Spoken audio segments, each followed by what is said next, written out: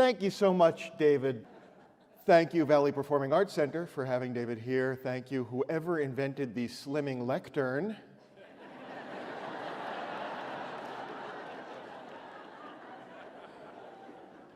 Good evening, ladies and gentlemen of my target demographic.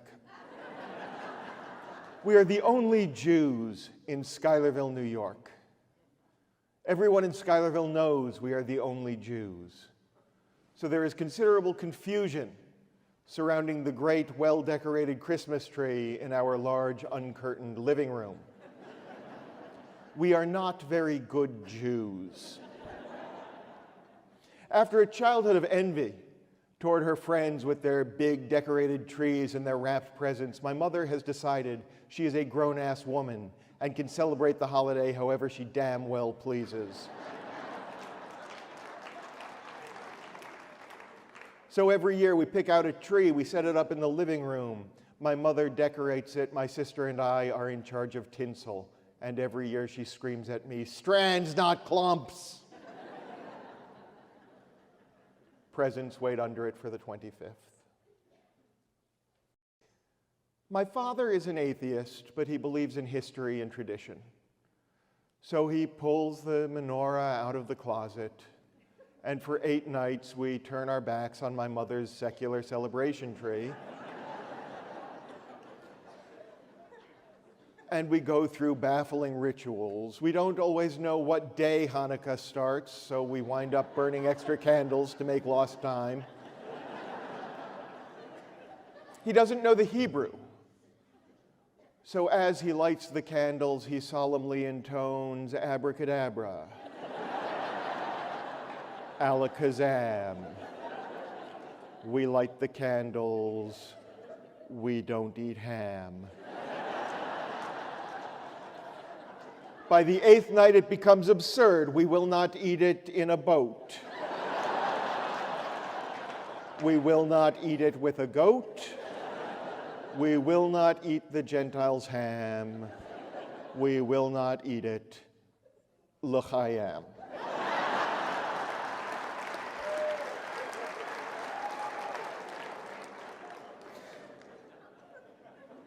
This year he has found a pamphlet. On one side it has the Hebrew, on the other side it has the phonetic spellings in English.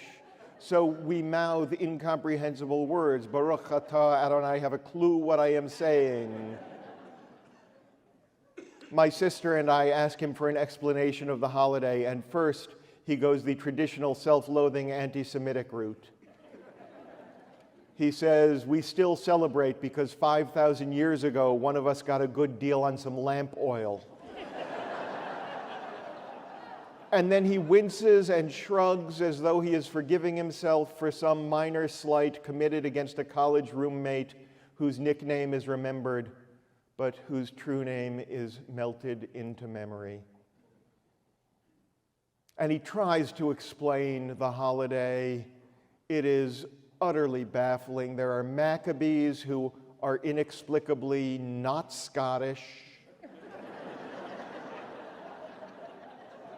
There are refugees from some war in the Middle East who hide in a cave, and outside darkness falls, and inside the white light burns, and it's all about oil, how much there is, how long it will last.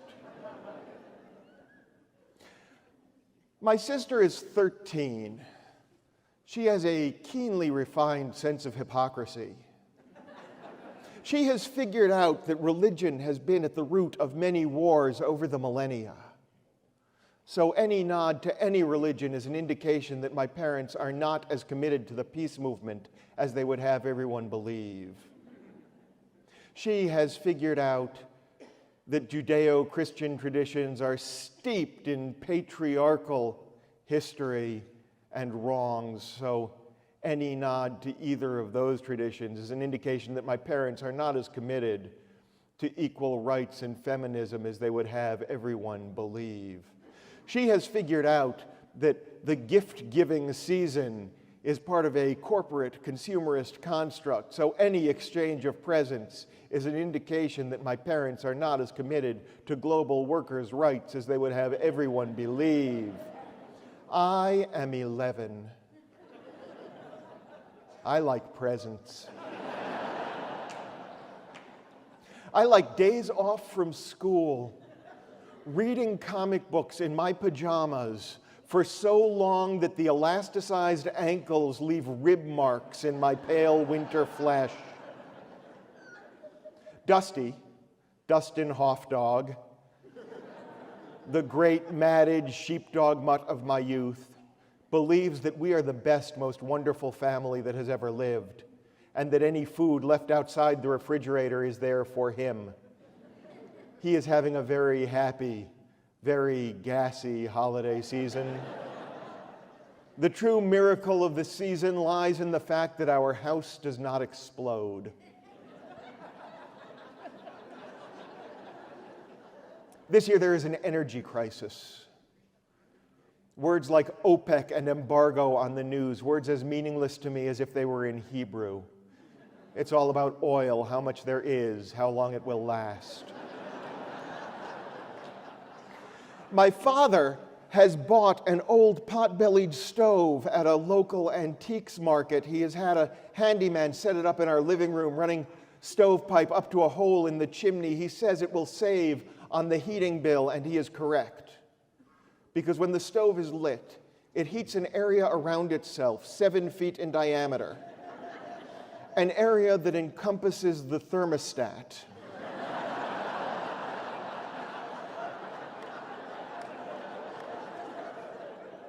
When the stove is lit, the furnace shuts down. Every year, he has brought out the record of Dylan Thomas, my namesake, reading his poem, A Child's Christmas in Wales. And every year I have been told to sit and listen to it, which I do for 2 or 3 minutes before growing bored and wandering away. This year he hasn't brought out the record. Perhaps he's gotten tired of a tradition that always leaves him disappointed. Perhaps he's just forgotten. I go to the shelf, I find the record and pull it out. I slide the vinyl from the cardboard sleeve. Perhaps I've inherited his love of tradition.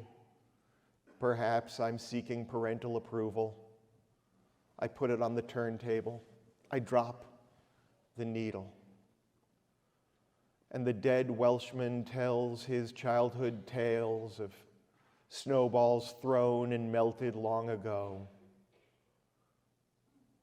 I lie on the floor, I rest my head on Dusty, knees pointed toward the ceiling, small feet chilling flat on hardwood.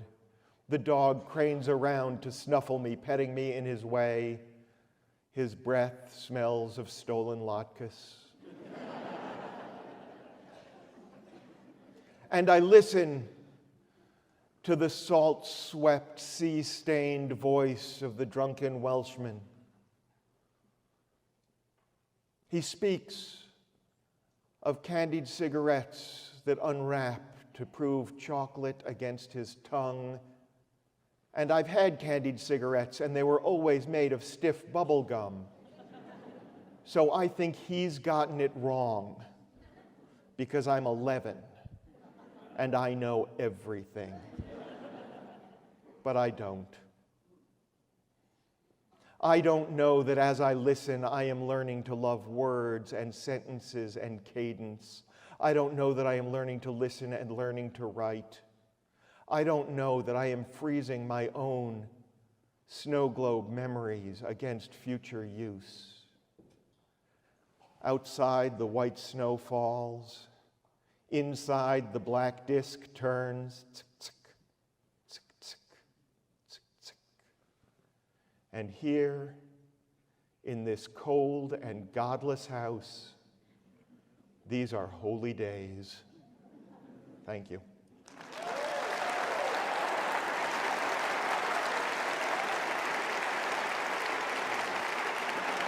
Ladies and gentlemen, David Sedaris. That was the best ever. Thank you so much. I love that. Oh, thank you so much.